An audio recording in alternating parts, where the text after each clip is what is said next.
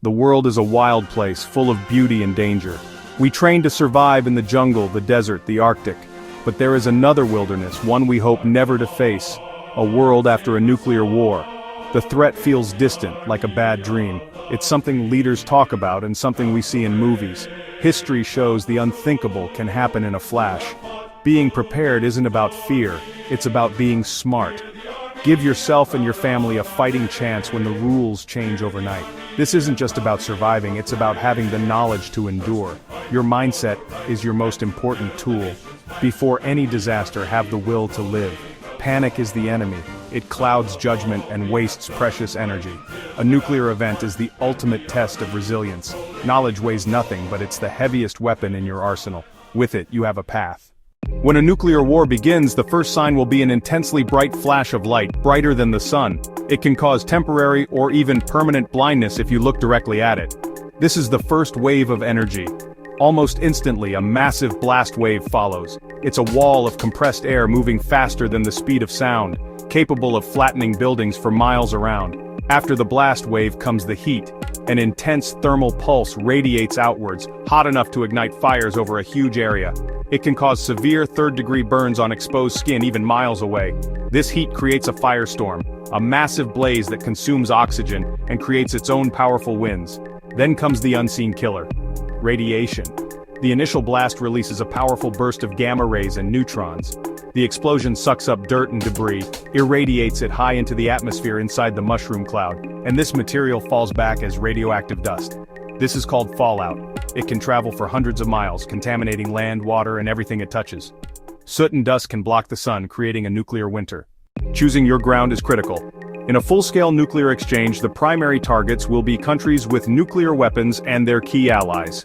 This means major cities' military bases. If you live in or near a major city, you are in the blast zone. Your first priority should be to have an evacuation plan to get away from these high-value targets.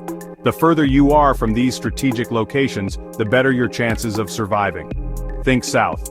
The southern hemisphere has far fewer nuclear targets and a lower population density. Argentina, Chile, Patagonia. They are far from likely conflict zones and have plenty of land and natural resources. Islands can be a double-edged sword. Small remote islands in the South Pacific.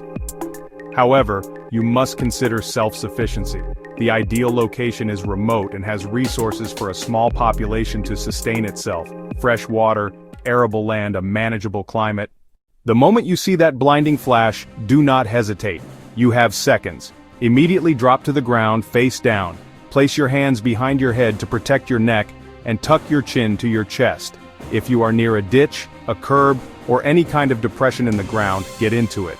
The shock wave will pass over you. Stay down. Count to at least 120 seconds after the blast wave has passed. You have about 10 to 20 minutes before the most concentrated radioactive fallout begins to arrive. The best shelter is underground.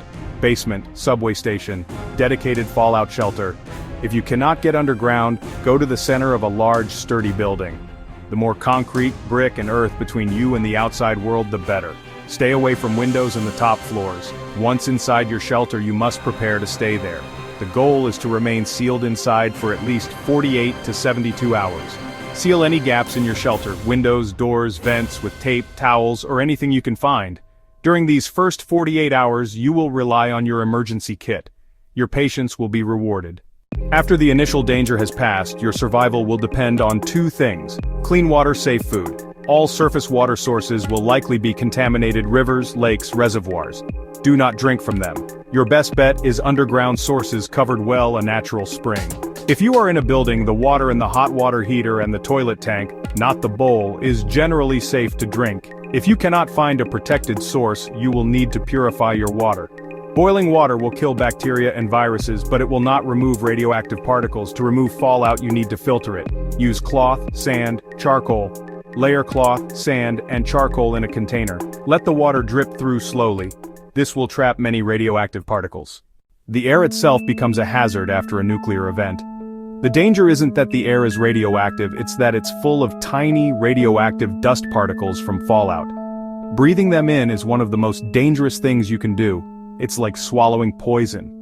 The particles settle in your lungs and irradiate you from the inside out, causing radiation sickness and cancer.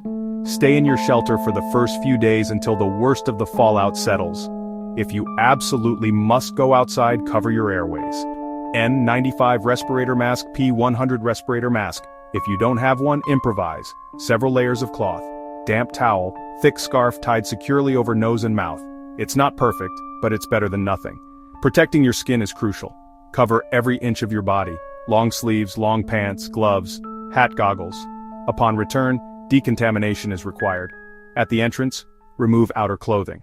It's easy to look at the sheer scale of a nuclear catastrophe and feel that survival is impossible. The challenges are immense. The dangers are terrifying. The world as we know it would be gone. But you must never give in to despair. Hope is not a flimsy emotion. It is a survival tool. It is the fuel that drives you to take one more step, to filter one more liter of water, to stand guard for one more night. Throughout history, humanity has faced unimaginable disasters, and has not only survived but has rebuilt. The human spirit has a deep, powerful capacity for endurance. Your preparation is an act of hope. Every can of food you store, every gallon of water you set aside, is a testament to your belief in a future. It's a statement that you and your family are worth fighting for. This guide gives you knowledge, but you must supply the will, is your greatest weapon.